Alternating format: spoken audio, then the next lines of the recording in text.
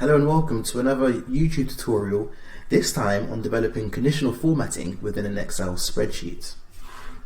So far we've looked at how computers use 24 bits, so 24 zeros and ones, to represent the color within each pixel of an image. Now that's huge, and we can easily see how the file size of an image can increase based on how many bits are actually used.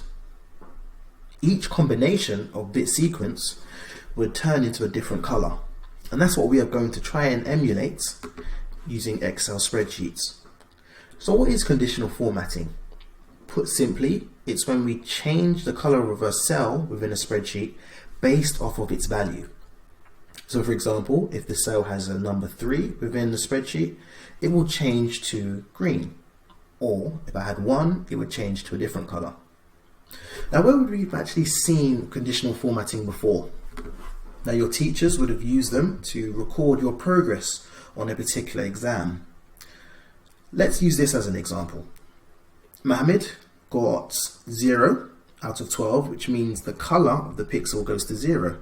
Let's say he tried really hard and redid the test, but this time round he got a 7. Click enter and it changes to a different color.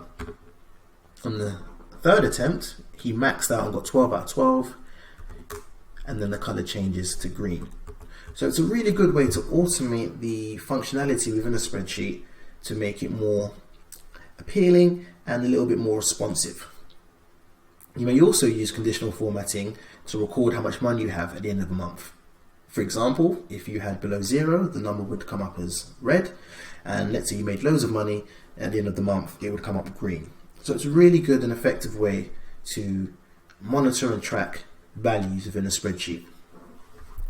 Now what you are going to do is use the online free version called Google Sheets.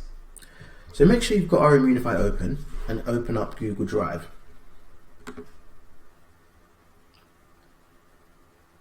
So when on Google Drive, you want to go to New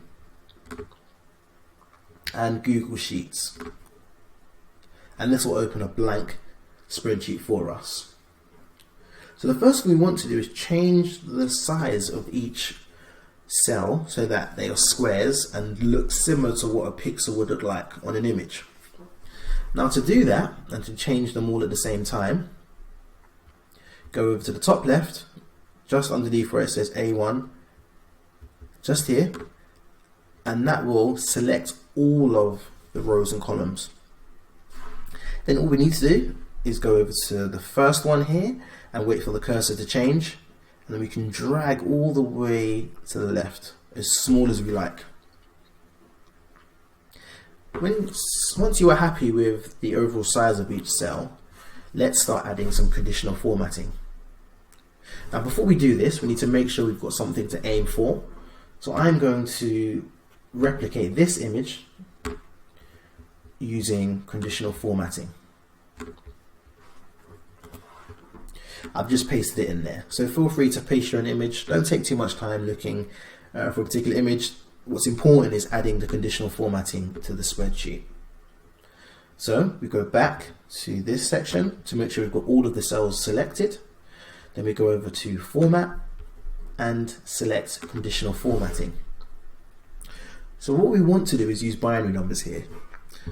So I'm going to say if any of these cells has a 0 in it, it should change to black. Now I'm using black because clearly my pizza has a black outline and black around the pepperoni. So we go over to Format Rules and we change it to is equal to. Now the value is going to be 1. Now actually let's start with the first value, 0. So if it's 0, it's going to appear black.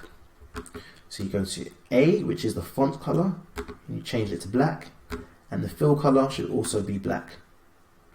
Done. Now let's test it to see if it works. If I go to any of these cells, type in 0, enter, it comes up black. Good. Now let's get the rest of the colors in our palette. So we go back up here and make sure we've selected all of the cells, add another rule. This time round, we're going to go back to always is equal to, first of all, and then 1 instead of 0, and this time around we're going to make it brown.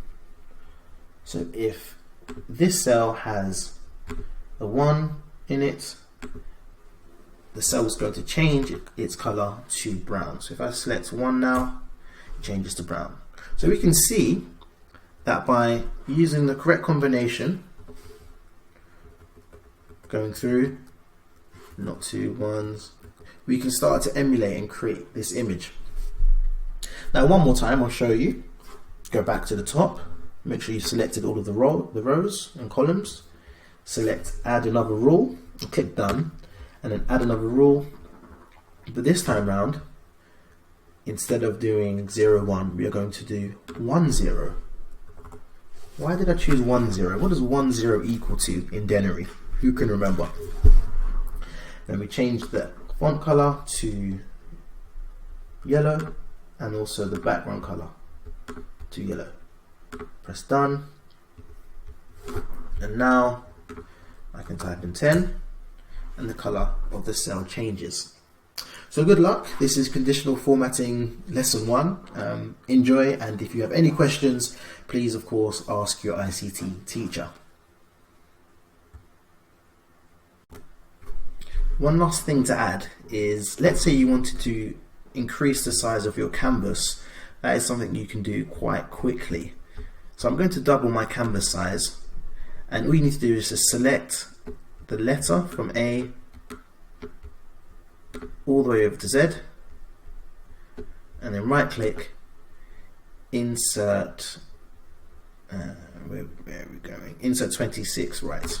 Okay, and that will duplicate the canvas size so that you've got a large surface area. Okay, good luck.